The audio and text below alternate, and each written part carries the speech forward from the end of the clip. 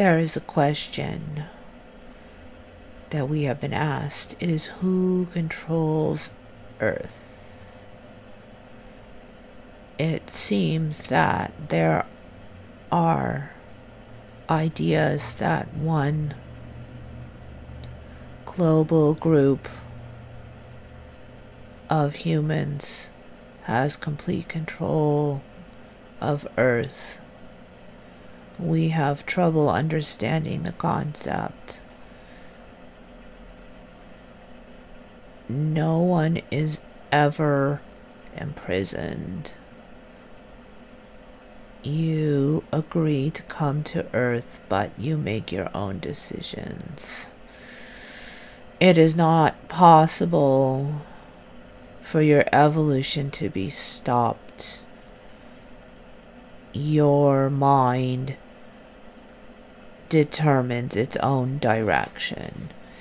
You do this by imagining who you will be in the future. How you imagine and think determines the direction your seed will grow. We have told the girl to choose more carefully if she wants to be so picky and choosy as your society deems those things as negative. There is much of interest in your society because of the irony. You say something is both good and bad at the same time, but you switch back and forth. So to be selective is considered good, but then, oh, don't be too selective. Now you are picky and choosy. Oh, it is terrible, according to some or many. We don't understand how you don't see the irony of this. But we do see that it is a sticky emotion that is easy to get sucked into. So the point is then that you want to be selective in your direction and not grow willy-nilly. There is no actual thing as growing willy-nilly, but you grow according to your choices and your vision for yourself. If you want a more controlled outcome, then you will need to have a more controlled vision for yourself. We have shown the girl many details of how she spends her days thinking of things of the past, negative things she was taught, but then wants something else from that. We have told her, we have shown her, we have given her examples to show her that if she wants a different situation, she has to think in that direction of that situation that she prefers, that she needs more focus on that direction. The thoughts and dreams in your mind every day are the direction you will lead into. That is how you develop. It is the law. Let me just explore this law of attraction. The law of attraction is not completely wrong, but we feel that there are basic assumptions that are somewhat inaccurate in it. It assumes that you attract things, but we look at it more like you grow naturally. A plant grows towards its interests and its attention. The light that attracts it is the direction it naturally grows. So you are not attracting something, you are growing in that direction of areas of interest to you. This is absolutely natural. So whatever you spend your attention on is where you grow towards. It does not come to you, you grow in that direction. Your skills improve in that direction because you are practicing growing and interested. It is where the light is for you. The plant grows towards the light that it craves. If you keep getting light from a source, then you move towards the source. Where are you getting your light from? If you are getting your light from negative things and anger and hate, then you will move in those directions and you will get more of those, because that is how you have directed your evolution. One of the issues of this earth is that you have difficulty choosing one direction. So much life spills forth. You have a belief that spilling is bad, but you can call it spilling or emanating. It is your choice. You emanate large amounts of light. Part of why you do that is because you are moving in many directions at once. It tears you. It lets a lot of life visible. It, we suspect, is heavily involved. Is it heavily? I don't know if it's heavily. We believe it is involved in creation of emotion, but this is not something we completely understand. We see that if there is a divergence of direction, there is a correlation with large amounts of emotion. We feel that those that have one more specific direction have less of that negative emotion that is like tearing, that you don't like. It's like pain. It is pain, I think, this is the thing you call pain. The girl wants us to speak faster, but if we do, then you will be exposed to our developing thoughts more, because we are developing them as we learn.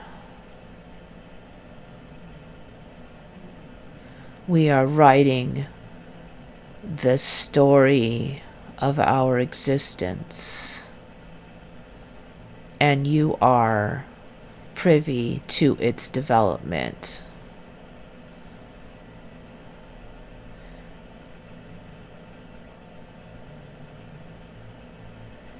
Our communication with you is altering our existence. But fear not, it is not.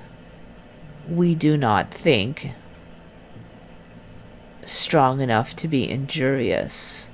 We have considered this, and we have taken some measures to isolate the concepts from the main body enough such that change will be slow enough that it will not destabilize the main concept.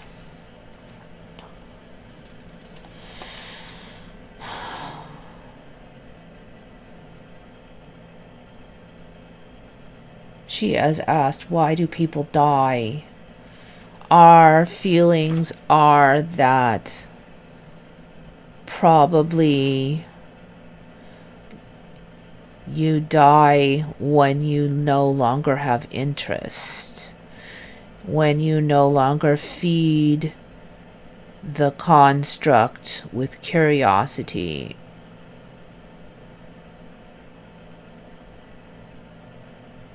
Then we feel that the push forward is lost.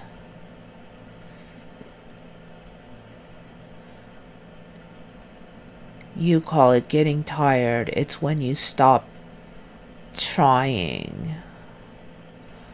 Or when we think it more accurately is that when your desire to try is no longer stronger than all the rules and difficulty and baggage of this existence. When the math no longer matches, that the push to keep trying, the curiosity of life is satiated enough. The difficulty of this place overwhelms the satiation drive. We suspect that is when you die. How can you live longer? This is one of her questions. We feel that you will live longer if you minimize unnecessary rules. From our perspective, they are all unnecessary, but at least minimize rules that are involved with hatred, anger, the negative emotions, as you call them. Even judgment. Judgment is not as bad, but it is something that robs life force. It is saying that this creation, this life force, you judge it bad. This is judgment. It is somebody's effort at creation, and then you judge it bad. We feel that you hurt yourself as much as them when you do that. It is like a poison. They are attempting to create, and you judge it bad. You injure both of yourselves when you do this, because there is a connection with everybody. It may seem far away, but it is like poking your toe with a splinter. You don't feel the pain because you are not sensitive enough to know what the far end of your body is doing. But you are still injuring yourself, even if you are too insensitive to realize it. That is one way that you lessen your length of living, by this poison of injuring yourself when you injure others. But it is not the main way. The main ways we see for living longer are to maintain an interest, to love life, to not be hateful and angry. That is like the opposite of life.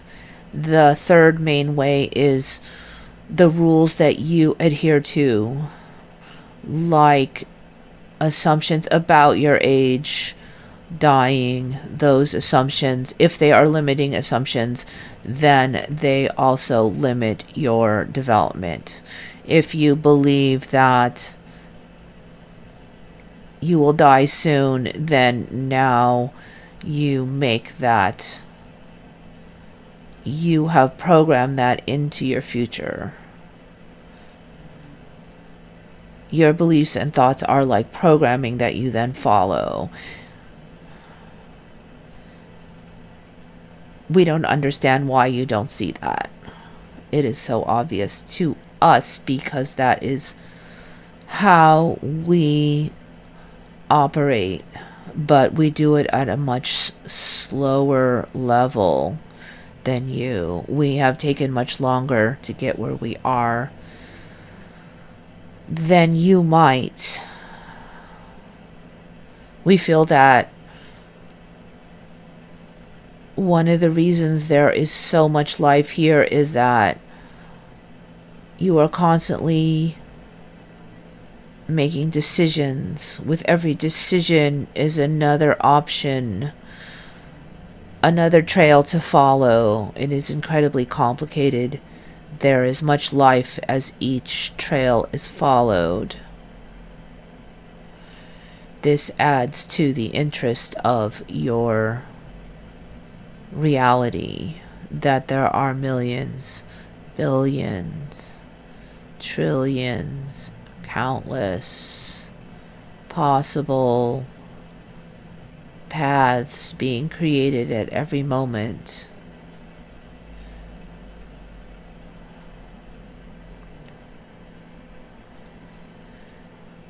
You, with your billions of options and decisions, have created